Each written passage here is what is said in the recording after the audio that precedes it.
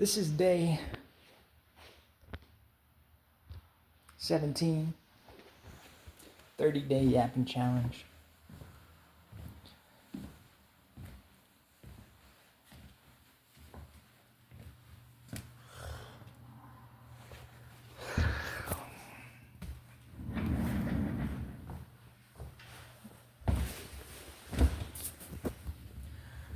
Today I was reminded about, in my head, I'm thinking about chess.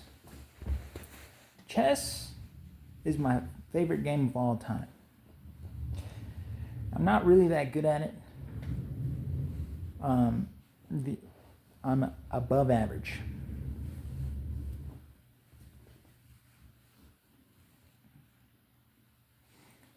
And I was also thinking about, I had a visualization how God works. Most people, when they think about being God, they think about sitting on a golden throne, people coming over just to worship, at your feet, groveling, the whole time you're eating a bucket of fried chicken and Hennessy. But in the anime Naruto, they say that only the recognized can be Hokage. Okay? The reason why people worship God, the real people who know who God is and what He's capable of, they know that God will find a way to come down from the throne, see you running from the ops, just to get on His knees so you can jump on His back and climb the fence. And you don't look back. You just think to yourself, wow, I didn't even do that. That's crazy. I got help. That was one thought of mine. I'm going to write about it, I think, because it's an interesting thought. Because in hindsight, we'd be thinking, like, can't believe I made it out of that alive. You know there's a God. But it's not always the God that, all these religious people are trying to tell you it is. You want it to be, because then we can have a sense of community and be like, okay, we all worship the same God, excellent. But we don't. Some of us do, and we don't even know each other. We just feel it. But when other people, they think of God as like the religious captain, the religious final boss. Do what I say or I'll turn you into red mist. I just don't connect with that, because in my experience, God never did me like that. I've gone through certain lessons that were uncomfortable, but I don't remember God doing me that dirty. I don't remember God doing me dirty. It would seem like it sometimes, but then when you adjust to the situation, you realize, oh, there's something to be learned here, or I am at a place in my life where I can actually help. Not all the time is it about you, it's about somebody else, somebody that you can help. I'd heard a testimony about this guy who got cancer, and the doctor was pretty sure he was going to die.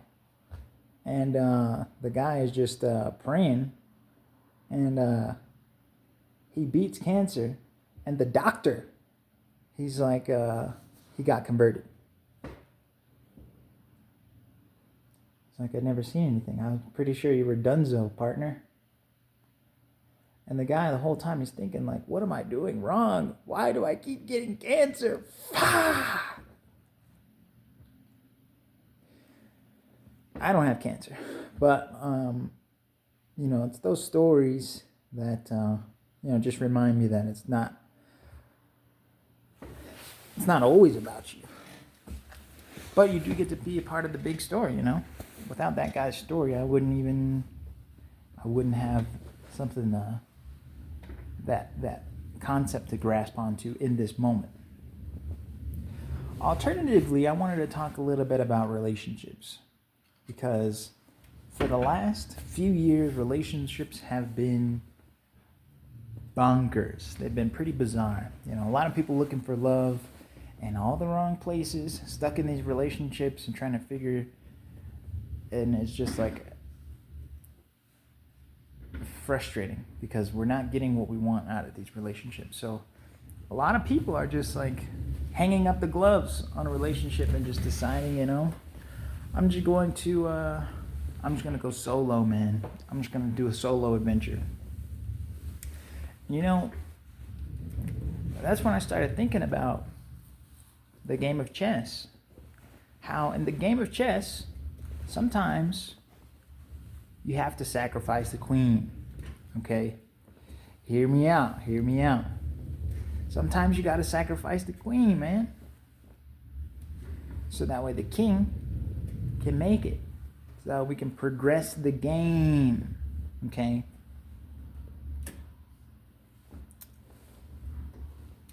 Now, in the game of chess in life, we are the king, okay? We need to be protected. Well, the way that I thought about it is sometimes God will sacrifice a queen for us. If God is playing the game of chess with our lives, you know, because we don't know what's going on. We go into these situations completely blind. And we make these assumptions that are like 2-3 moves ahead, but, you know, everything is already planned out upstairs. So no matter how much we assume what the next best move is, or what the reason is why we got the bishop where it is, the knight where it is, why the king is tucked off in this spot like it is, man, I'm a little claustrophobic. The truth is, the game is already planned out many, many moves ahead. And the opposition, what we're looking at the other side of the board, we see all these threats coming our way, and we're like, oh my God, how are we going to get out of this? It looks pretty dicey. And where my queen at, man? Where my queen at? And it happened to me today, you know.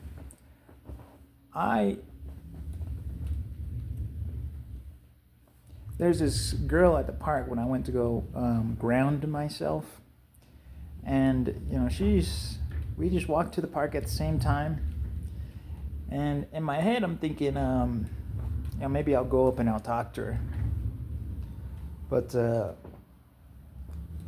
I couldn't. I didn't. I had to get my routine started, stretching and doing some kicks, and eventually she left, and I didn't really get a good look at her, but I could tell she was pretty. And I was like, man, queen might have been sacrificed, dog. But the thing is, I know that with the way my life has been moving, that I can't really trip. When the queen didn't get sacrificed, maybe she just got moved to another square, out of this king's sight.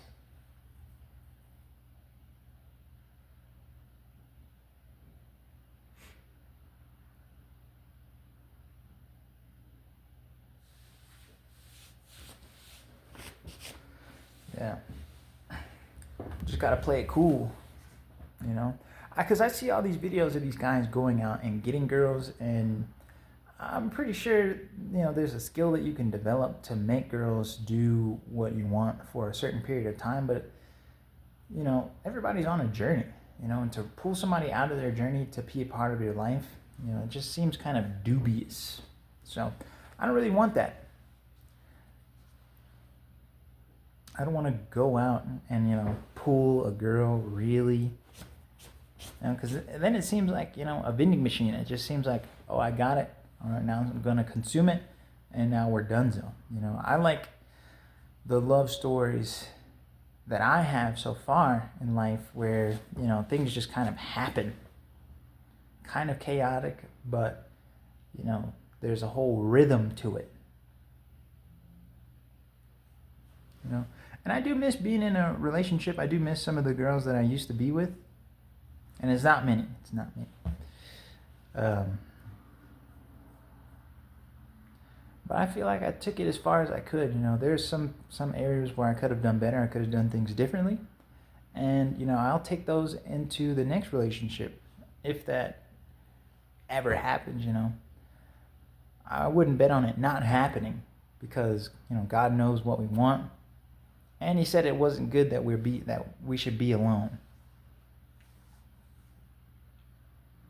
So, I'm definitely not rushing, but I'm not overlooking those possibilities. And neither should you. You can't look at one thing and just rush to go and try to get it and focus so much on that one thing, because it creates oversights. You got to get in tune with yourself. You got to centralize yourself, ground yourself, and then whatever is most important will sort of reveal itself to you. It's like a natural progression. God is nature.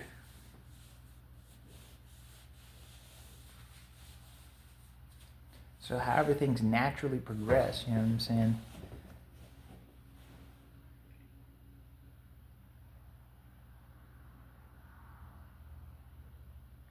There shouldn't be too much, No pressure. That's one thing that I learned when I was in jail.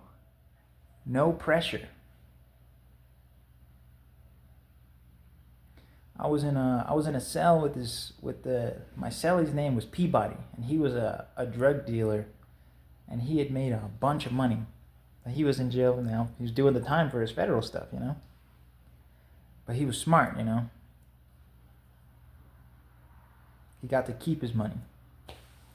But he's just got to sit in the dog pound for a little bit. So, I forget what exactly happened, but I had to ask him, I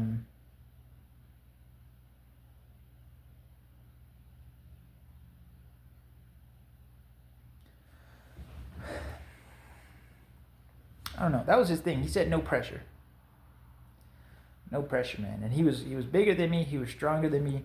He had friends. Anything could have happened if you move wrong. So, some people that when they're in the game, they like to seem like a threat, and they don't really have love. They just have, what they have, and they're trying to guard it. Their ego and all that stuff. But he treated me like a brother. And yeah, he taught me that there's no pressure.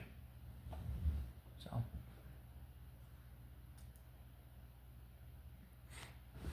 I was trying to peep the fit. Let's see if I can get this.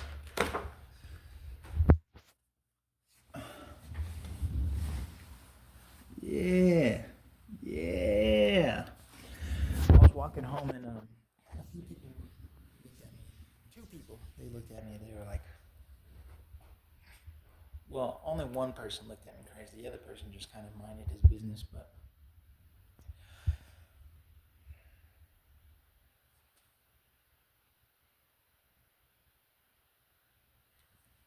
17 in the books. Thank you for watching, and you have a wonderful week.